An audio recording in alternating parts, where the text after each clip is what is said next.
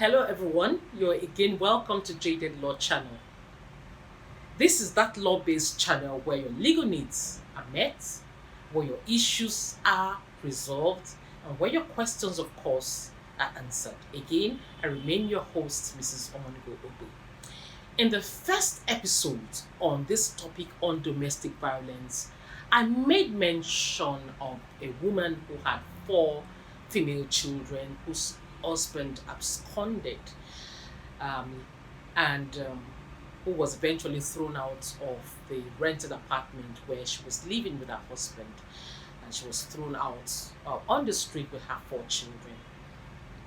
What can a woman like that do?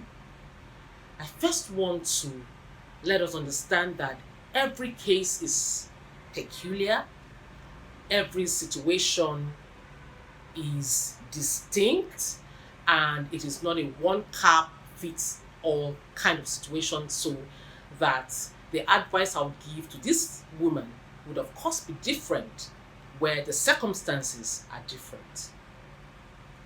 And so this woman had suffered abuse.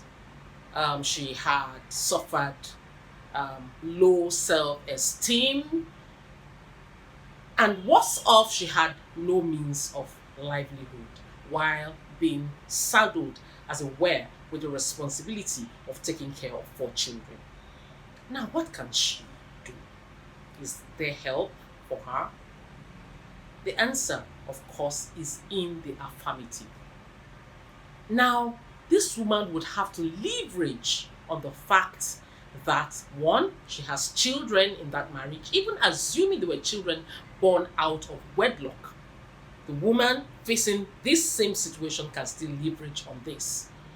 The reason is simple, that the child rights law of Lagos State and the other states of the Federation has the Child Rights Act.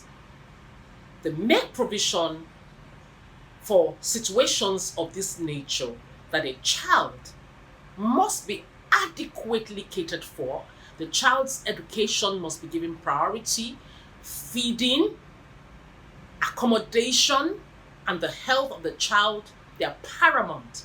And whereas in this particular case, the husband is well-to-do, he has a thriving business, then the first thing I would advise this woman to do is to first seek help at the social welfare office.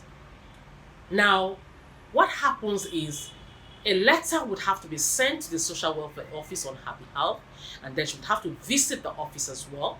If she has a lawyer, the lawyer would obviously go with her. A formal complaint is made. The husband will be called, invited to social welfare to tell his own side of the story.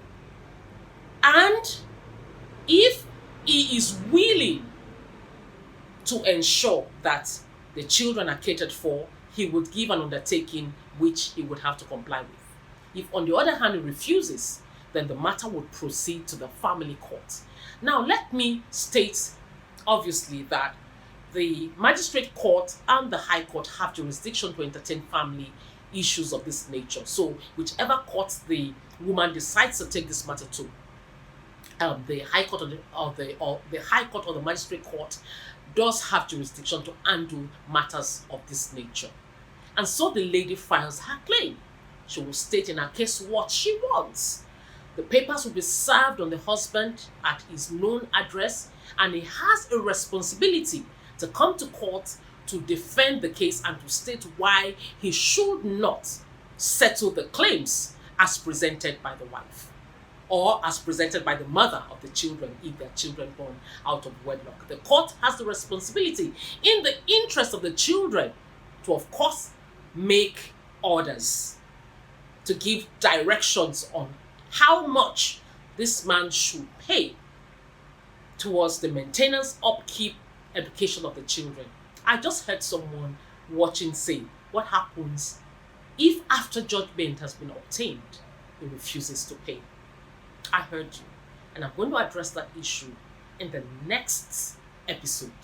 Thank you so much for watching. Again, ignorance of the law is no excuse. I would like you to subscribe to this channel, get your friends, members of the family, people who are facing abuse to do the same thing. God bless you. And I'll see you in the next episode.